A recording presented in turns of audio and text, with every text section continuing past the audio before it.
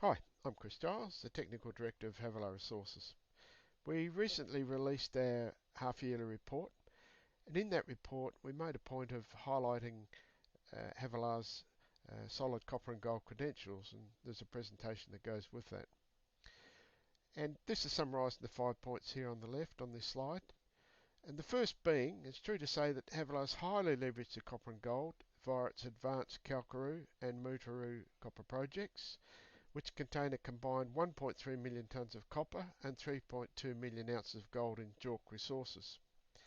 In both cases, there's excellent potential to expand or enlarge the deposit with further drilling, and we hold large surrounding area of tenements with numerous prospects, any one of which could potentially generate further resources. The logistics is very favourable. We're not far from Broken Hill, about an hour's drive, 5 hours up the road from Adelaide. The main east-west highway and railway goes through our area. In general, the Curnamona province is highly prospective for major mineral discoveries, and I guess Broken Hill is the classic example of that. It's all outback pastoral country, and there are no major impediments to mining developments in this area from an environmental or cultural perspective. In the case of Kalkaroo, we own the pastoral property surrounding the deposit. We have granted mining leases, and there is a native title mining agreement in place. This slide just gives you a little more detail on both the deposits, Kalkaroo and Mutooroo, and you can read those points at your leisure. There's more information on our website if you want to do further research. Kalkaroo is quite a remarkable ore body. It has tremendous resource upside. This is where it lies, and this is our mining leases here. So we've never closed off the ore body at the west or in the east or down dip.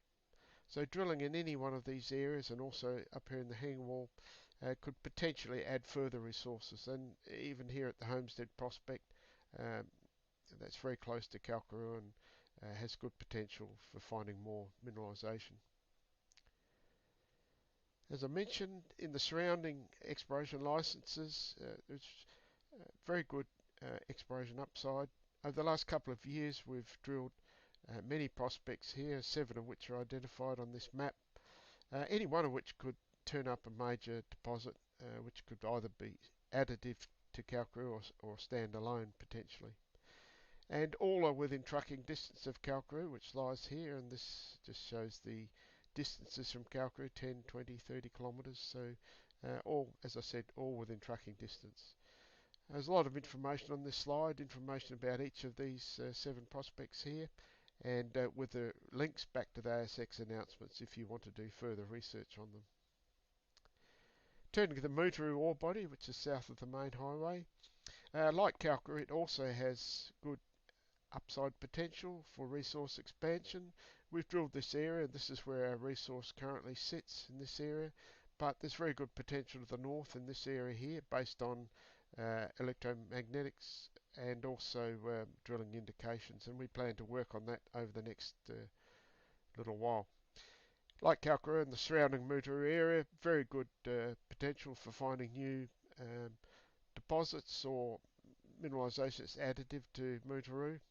And again, you can research that, and the links are given here to their relative ASX announcements. So how are we planning to work on these opportunities over 2004? Well, we've been working with Deutsche Bank on a sale process for Kalkaroo. We would like to, if possible, monetise Kalkaroo so that we can have funds to go out and explore these other prospects that I've mentioned, and hopefully find more Kalkaroos.